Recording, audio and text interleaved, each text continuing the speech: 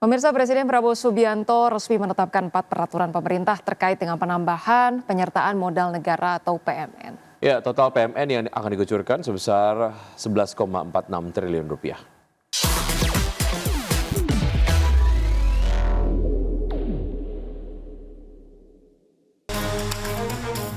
Presiden Prabowo Subianto menetapkan 4 peraturan pemerintah terkait penambahan penyertaan modal negara atau PMN. Kebijakan ini tertuang dalam 4 peraturan pemerintah, yakni PP nomor 51 tahun 2025 tentang penambahan penyertaan modal negara ke dalam modal BPI dan antara dalam rangka pelaksanaan penugasan. Total penanaman modal negara yang dikucurkan mencapai 11,46 triliun rupiah. Keempat PMN tersebut menyasar sektor transportasi kereta api, pelayaran nasional, serta pembiayaan perumahan rakyat. 4 peraturan pemerintah yang resmi ditetapkan yakni PP nomor 51 tahun 2025 tentang penambahan penyertaan modal negara ke dan antara dalam rangka pelaksanaan penugasan oleh PT KAI. PP nomor 52 tahun 2025 tentang penambahan penyertaan modal negara untuk PT Industri Kereta Api. PP nomor 53 tahun 2025 penambahan penyertaan modal negara penugasan PT Pelni. Serta PP nomor 54 tahun 2025 penyertaan modal negara ke dalam modal saham PT Sarana Multigria Finansial dalam rangka pelaksanaan penugasan. Dalam belit peraturan pemerintah tersebut disebutkan sektor perkeretaapian. Pemerintah menambah PMN sebesar 1,8 triliun rupiah kepada PT KAI untuk pengadaan dan retrofit kereta rel listrik guna meningkatkan layanan angkutan penumpang perkotaan. PMN sebesar 473 miliar rupiah disalurkan ke PT Industri Kereta Api Persero untuk meningkatkan kapasitas produksi sarana perkeretaapian dan revitalisasi perkeretaapian nasional. Sementara itu, untuk memperkuat konektivitas antar wilayah, pemerintah menambah PMN sebesar 2,5 triliun rupiah kepada PT Pelayaran Nasional Indonesia Persero yang akan digunakan mendukung peremajaan armada nasional. PMN yang terakhir diberikan kepada PT Sarana Multigria Finansial Persero sebesar 6,68 triliun rupiah untuk memperkuat likuiditas perbankan, penyaluran program fasilitas likuiditas pembiayaan perumahan bagi pembiayaan rumah masyarakat berpenghasilan rendah. Keempat belit tersebut ditandatangani Presiden Prabowo Subianto pada tanggal 30 Desember 2025 dan bersumber dari APBN tahun anggaran 2025. Suntikan modal negara ini bertujuan memperkuat likuiditas kinerja dan tata kelola pengembangan sektor transportasi kereta api, pelayaran nasional serta pembiayaan perumahan rakyat. Dari Jakarta, Tim Liputan IDXNO. Bursa Efek Indonesia mengaku telah menyiapkan pengetatan aturan pencatatan saham perdana atau IPO seiring dengan adanya penangkapan 3 tersangka dalam kasus saham gorengan. Iya, PT Bursa Efek Indonesia menyiapkan pengetatan aturan pencatatan saham perdana atau IPO. Hal ini seiring dilakukan adanya penetapan 3 tersangka kasus dugaan tindak pidana pasar modal dan tindak pidana pencucian uang pada emiten berkode saham BIPA. Direktur Penilaian Bursa Efek Perusahaan Bursa Efek Indonesia IGD Nyoman Yetna mengatakan pengetatan aturan khusus pada perusahaan yang akan melakukan IPO ini akan difokuskan pada 4 aspek utama, yakni persyaratan keuangan, tata kelola perusahaan, kualitas bisnis, serta peluang pertumbuhan. Sementara dalam aturan IPO yang diperketat, diantaranya menaikkan standar persyaratan papan akselerasi dan papan pengembangan, memperketat ketentuan tata kelola, serta mewajibkan direksi memiliki kompetensi dan pemahaman yang memadai terkait GCG, Undang-Undang Perseroan Terbatas, serta Undang-Undang Pasar Modal. Hal tersebut kan sudah dilakukan pemeriksaan sebelumnya. Ya, kami di Bursa tentu mendukung, mensupport aparat penegak hukum dalam menegakkan tugasnya. Pemirsa, harga emas berbalik arah dan melemah pada perdagangan Rabu seiring penguatan dolar Amerika Serikat dan aksi ambil untung investor setelah rally tajam sebelumnya. Pasar kini menunggu rilis data ketenagakerjaan Amerika serta mencermati perkembangan geopolitik untuk mencari arah baru.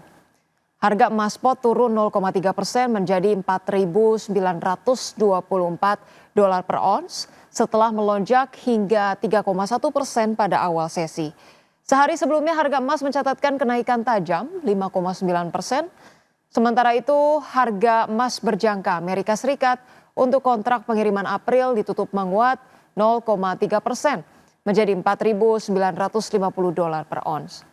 Indeks dolar Amerika Serikat bertahan di level tertinggi lebih dari sepekan, membuat emas yang diperdagangkan dalam denominasi greenback menjadi lebih mahal bagi pembeli di luar negeri.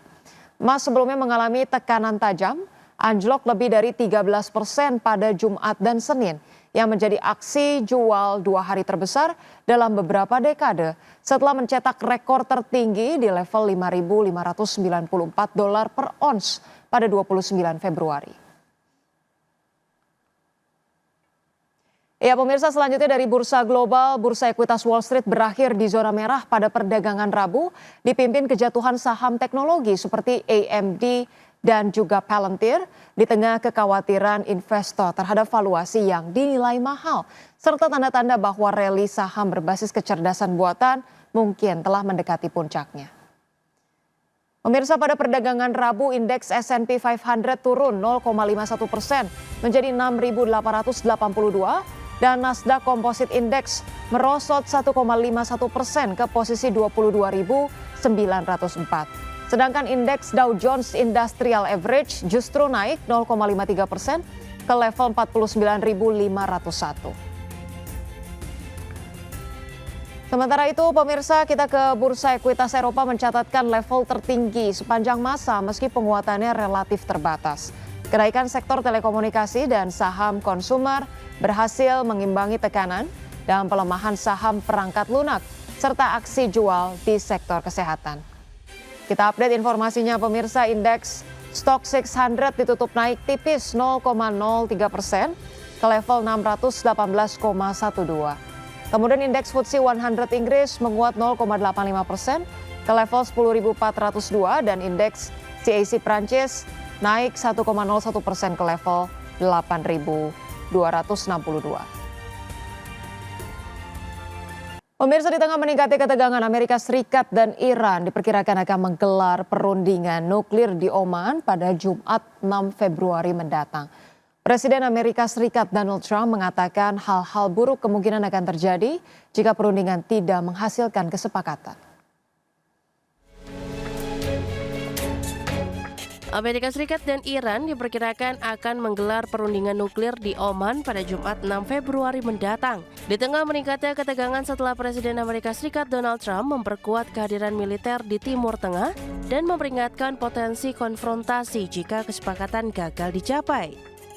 Trump mengatakan bahwa hal-hal buruk kemungkinan akan terjadi jika perundingan tidak menghasilkan kesepakatan. Pernyataan tersebut meningkatkan tekanan terhadap Iran dalam kebuntuan yang telah diwarnai ancaman saling serang udara serta memicu kekhawatiran eskalasi menuju konflik yang lebih luas. Iran menegaskan tidak akan memberikan konsensi terkait program rudal balistiknya yang disebut sebagai garis merah dalam negosiasi. Pemerintahan Trump menyetujui permintaan Iran untuk memindahkan lokasi perundingan dari Turki ke Oman. Namun pembahasan masih berlangsung mengenai apakah negara-negara Arab dan Muslim di kawasan akan ikut serta dalam perundingan tersebut. Sebelumnya, ketegangan meningkat usai militer Amerika Serikat pada Selasa menembak jatuh sebuah drone Iran yang disebut berperilaku agresif saat mendekati kapal induk USS Abraham Lincoln di Laut Arab. Adapun peningkatan kehadiran Angkatan Laut Amerika Serikat terjadi setelah Iran melakukan penindakan keras terhadap demonstrasi anti pemerintah bulan lalu yang disebut sebagai kerusuhan domestik paling mematikan sejak revolusi Iran 1979. Trump yang akhirnya tidak merealisasikan ancaman intervensi langsung kemudian menuntut konsensi nuklir dari Iran dan mengirim armada militer ke perairan dekat negara tersebut. Berbagai sumber, IDEX Channel. PT Petrindo Jaya Kreasi Tbk melalui entitas usahanya melakukan peletakan batu pertama proyek pembangkit listrik jumbo berkapasitas 680 MW di Halmahera Timur, Maluku Utara. Ya, manajemen menyatakan groundbreaking proyek tersebut sebagai bentuk komitmen perseroan dalam mendukung pengembangan ekosistem baterai kendaraan listrik di Indonesia. Emiten afiliasi konglomerat Prayogo Pangestu PT Petrindo Jaya Kreasi Tbk melalui entitas usahanya melakukan peletakan batu pertama proyek pembangkit listrik jumbo berkapasitas 680 MW di Halmahera Timur, Maluku Utara. Proyek tersebut digarap oleh PT Gunadarma Integra yang merupakan entitas usaha yang dimiliki perseroan melalui PT Volta Daya Energi Indonesia.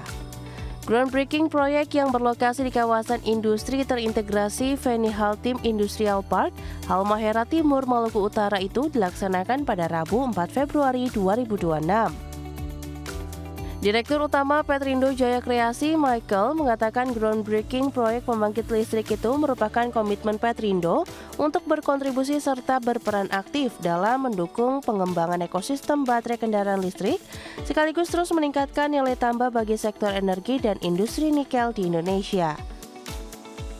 Sebagai catatan, FHT Industrial Park merupakan kawasan industri terintegrasi sebagai bagian dari implementasi strategi hilirisasi mineral pemerintah Indonesia untuk merealisasikan potensi pengembangan pusat industri baterai kendaraan listrik di dalam negeri.